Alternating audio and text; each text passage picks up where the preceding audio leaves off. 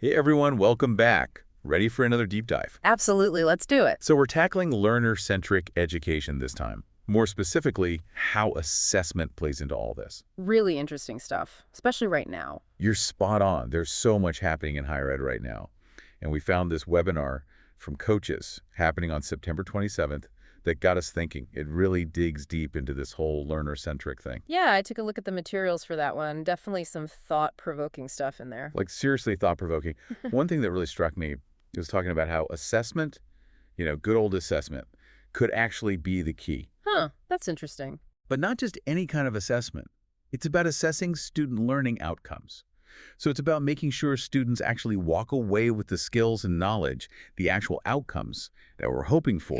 I see where you're going with It's this. a complete shift, right? Yeah, because traditionally, education has focused so much on just delivering content. Here's the information, now memorize it.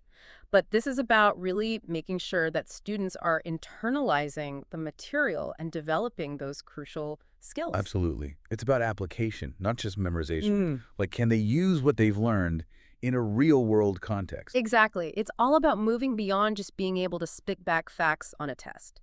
It's about making sure they can analyze, synthesize, apply, all those higher order thinking skills.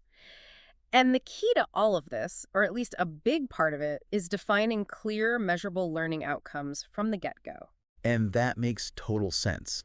If you don't know what you're aiming for, how can you measure whether you've hit the target? Precisely. And this is where things get really interesting. It's not enough to just say students will understand Shakespeare. It's about getting specific. Like how so? So instead of that vague statement, a learner-centric approach might say, students will be able to analyze the themes and symbolism in Hamlet and apply those concepts to contemporary literature.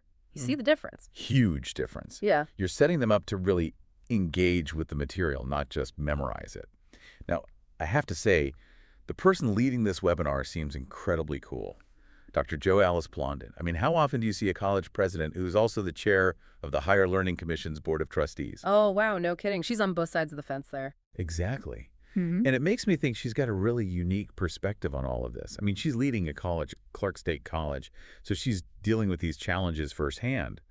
But she's also helping to shape accreditation standards, which, let's be real, can be a major driver of change in higher ed. That's a really good point. I mean, it's one thing to talk about these learner-centric models, but it's another thing entirely to actually put them into practice. And it sounds like Dr. Blondin has been doing just that. Right.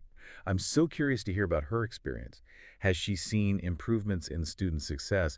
What have been the biggest challenges? The nitty-gritty of how all of this actually plays out in a real-world setting. Yeah, absolutely. It's great to have the theory, but seeing how it works in action is crucial.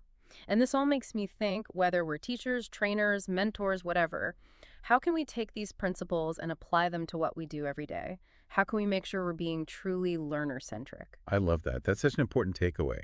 Because it's not just about higher education, right? It's about all kinds of learning environments. It's about making sure that we're focused on the needs and goals of the learner. 100%. It's about asking ourselves, are our assessments designed in a way that truly measures a student's ability to think critically, problem solve, and apply what they've learned in real-world situations? Or are we just testing their ability to memorize facts? And this whole conversation has got me thinking even bigger picture now. What if we totally flip the script on education? Like, what if assessment of learning outcomes wasn't just some afterthought, but was the actual foundation of everything? Whoa, that's huge. You're talking about a fundamental shift. Exactly. What if we designed our curricula and teaching methods around clear, measurable learning outcomes? What if assessments weren't seen as a chore, but as a valuable tool to guide and shape learning? Now that you say it like that, imagine if assessments weren't just these scary, high-stakes things at the end, but rather these ongoing check-ins that help students see where they're at and where they need to go next. Assessments as a roadmap, not just a finish line. Yes, it would completely change the game. And I think that's what I'm most excited to hear about in this webinar. How do we move beyond the traditional model of education to create something that's truly learner-centered? I'm right there with you. Can't wait to hear Dr. Blondin's take on all of this. Me too. And for those of you listening, we want to hear from you. What do you think a learner-centric education system would look like? Head over to our website after the webinar and share your thoughts. We're dying to know what you come up with. Absolutely. Let's keep this conversation going. Until next time. See you later.